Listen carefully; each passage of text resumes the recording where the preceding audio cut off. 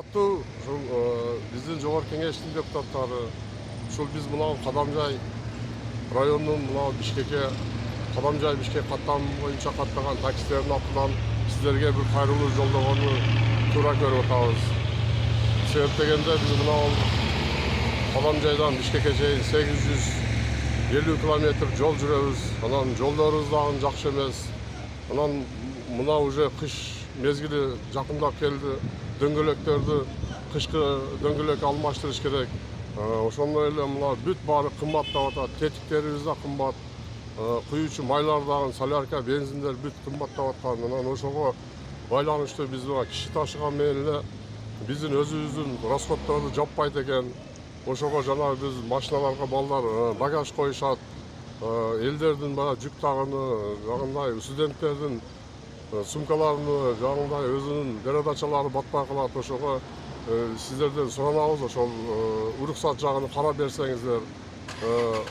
Ал дегенибиз эмне үчүн бизден балдар Россияга каттайт, Москвага, жаңа эмеге, Иркутскилерге катташат. Ошол багаждар менен жүрүшөт.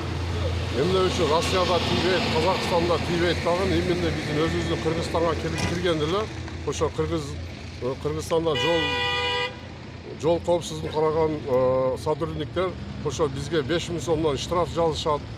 Уруксаттын барбы жокпу аны териштирип отурушпайт дагы, сразу эле штраф жазышат.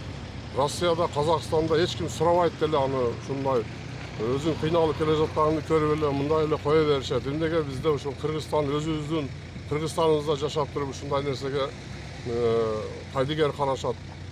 Ушуну бир карап берсеңиздер, бизге ушул багаж жагын чечип берсеңиздер суранат элек. Бүт бар жок кымбат, тетиктер да кымбат. Мына Кадамжай эле эмес, бүт Кыргызстан боюнча, мына Баткен областы боюнча бүт ушундай жолубуз дагы алыс. Ошого бир карап берсеңиздер, уруксат жактарын кичине жеңилдетип, ошону суранат элек. Мен атым керексиз жерлерин окташайын.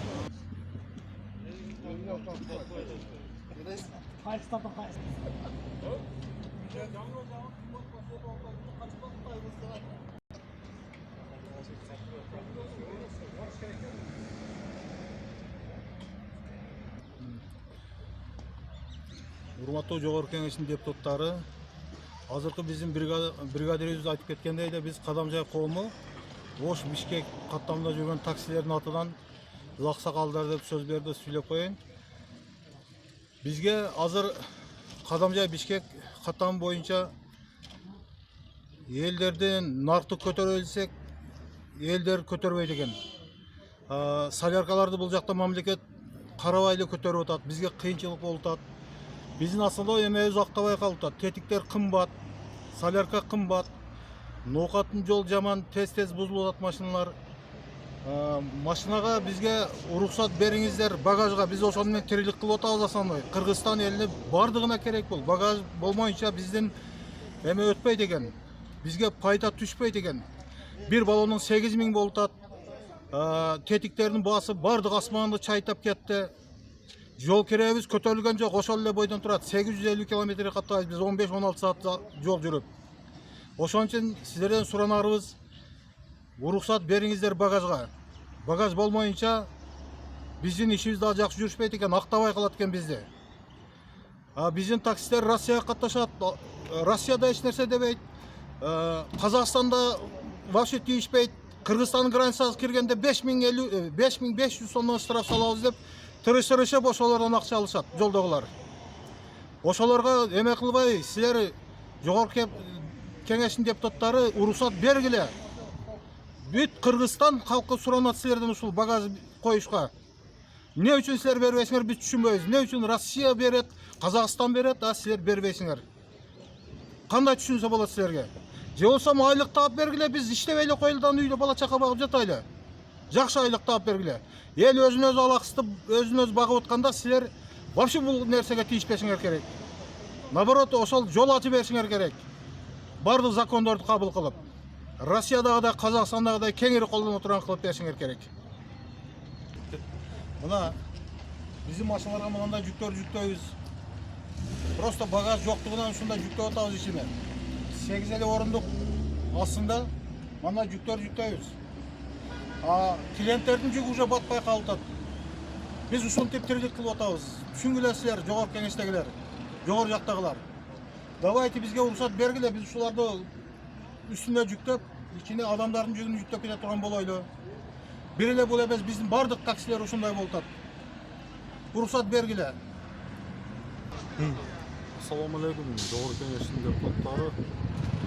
Sizlardan so'ralarimiz ушул биздин 8 месталык машиналарыбыз бар.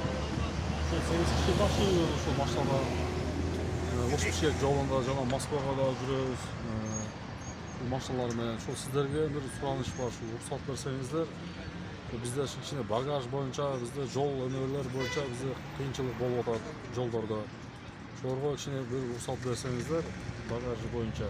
Анан bizde бул багаж боюнча биз жолдо жүрүш өтө кыйын болуп атат. Бизге актабай жатат. Кичине ошо багажга да кичине 3-4 миң сомдук дегенде передача алабыз, башка жана башка эмелер кылабыз. Ошо соляркабызга кичине жардам болот бизге дагы. Ошо 8 местный ошол спринтерлерде Ош-Бишкек жана Москваларга каттайбыз. Ушул эмелерди чечип, көйгөйлөрдү чечип берсеңиздерден сизден суранабыз. Жогорку кеңештин депутаттары.